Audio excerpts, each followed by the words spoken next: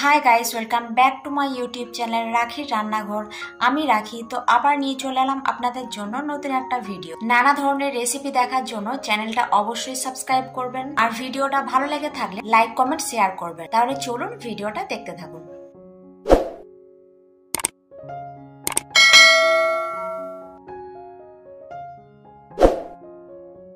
এই শীতকালে ফুলকপি ছাড়া তো কিছু ভাবাই যায় না। শীতকাল মানেই ফুলকপি। ফুলকপি দিয়ে তো আপনারা অনেক রেসিপি বানিয়েছেন, কিন্তু এই ফুলকপির পাকোড়া চা বা কফির সাথে টমেটো সস দিয়ে, এমনকি গরম গরম ভাতের সাথেও দারুণ লাগে খেতে। ফুলকপির পাকোড়া বানানোর জন্য অবশ্যই লাগবে একটা ফুলকপি। তো আমি এখানে নিয়ে নিচ্ছি একটা মিডিয়াম সাইজের ফুলকপি, যেটাকে ছোট ছোট টুকরো করে ভালো করে জল দিয়ে ধুয়ে নিয়েছি। এবার এটাকে একটু গরম জলে ভাপিয়ে নেব। তার জন্য সসপ্যানে একটু জল বসিয়ে দিয়েছি গরম হতে।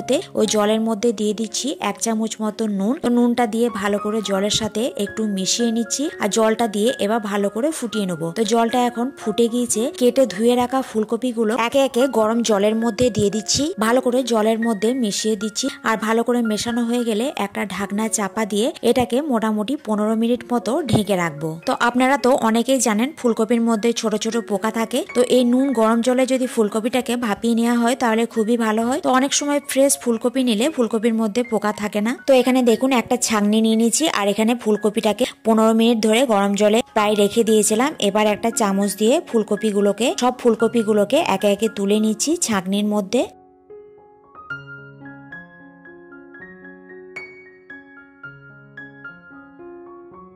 সমস্ত ফুলকপিগুলোকে তুলে নেওয়ার পর নর্মাল জলে ফুলকপিগুলোকে আবারও আমি দুবার ভালো করে ধুয়ে নিয়েছি। ফুলকপিটা এভাবে ছাঁকনিতে দিয়ে কিছুক্ষণ এটা জলটা ঝরিয়ে নেবো। এর মধ্যে ফুলকপির জলটা ঝরে গেলে একটা বাটি নিয়ে নিয়েছি, বাটির মধ্যে দিয়ে দিচ্ছি জল ঝরিয়ে রাখা ফুলকপিগুলো।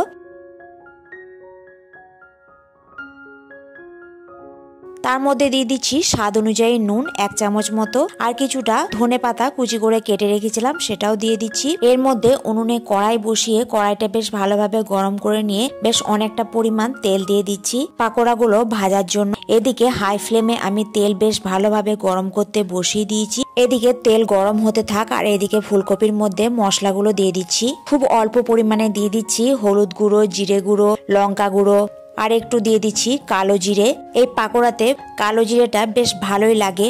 তো এর মধ্যে আরো কিছু দিয়ে দিচ্ছি মুচমুচে বানানোর জন্য দিয়ে দিচ্ছি প্রায় 2 চামচ মতো কর্নফ্লাওয়ার, আর 4 চামচ মতো বেসন। একটা কাঁচা লঙ্কা লাগবে বলে আমাদের গাছ থেকে পেরে নিচ্ছি একটা কাঁচা লঙ্কা, সেটাকে ভালো করে কুচি কুচি করে কেটে নিচ্ছি। লঙ্কাটা যে কোনো পাকোড়ায় একটু ঝাল ঝাল না হলে ভালো লাগে না, তাই একটু শুকনো লঙ্কার গুঁড়ো দিয়েছি আর একটা কাঁচা লঙ্কা দিয়ে দিয়েছি। তো এর মধ্যে সামান্য একটু জল দিয়ে সমস্ত কিছু মশলা ভালো করে মাখিয়ে নেবো। দেখুন ভালো করে বেশ সমস্ত কিছু ফুলকপির সাথে মিশিয়ে নিয়েছি। আপনারা চাইলে কিন্তু সমস্ত উপকরণগুলো ব্যাটার বানিয়ে ফুলকপিগুলো এভাবে ভেজে নিতে পারেন।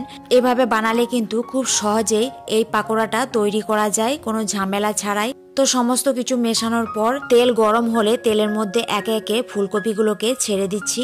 তেল কিন্তু খুব ভালোভাবে গরম করতে হবে, তারপর পাকোড়াগুলো ভাজতে হবে। পাকোড়াগুলো দেওয়ার পর মিডিয়াম ফ্লেমে পাকোড়াগুলোকে ভেজে নিয়েছি, আর পাকোড়াগুলোর এক পিঠ ভাজা হয়ে গেলে অন্য পিঠ উল্টে দিচ্ছি। তো সমস্ত দিকই বেশ ভালোভাবে লাল লাল করে পাকোড়াগুলো ভেজে নিয়েছি। পাকোড়াগুলো ভাজা হয়ে গেছে, পাকোড়াগুলো একটা প্লেটের মধ্যে সমস্ত তুলে রেখে দিচ্ছি। এবার বাকি যে ফুলকপিগুলো আছে ওগুলো একইভাবে ভেজে নিচ্ছি। তো এই ফুলকপির পাকোড়াটা এত ভালো খেতে হয়, তো এইভাবে আপনারা বাড়িতে অবশ্যই বানিয়ে দেখবেন। আমি খুব সহজভাবে বানিয়ে দেখালাম।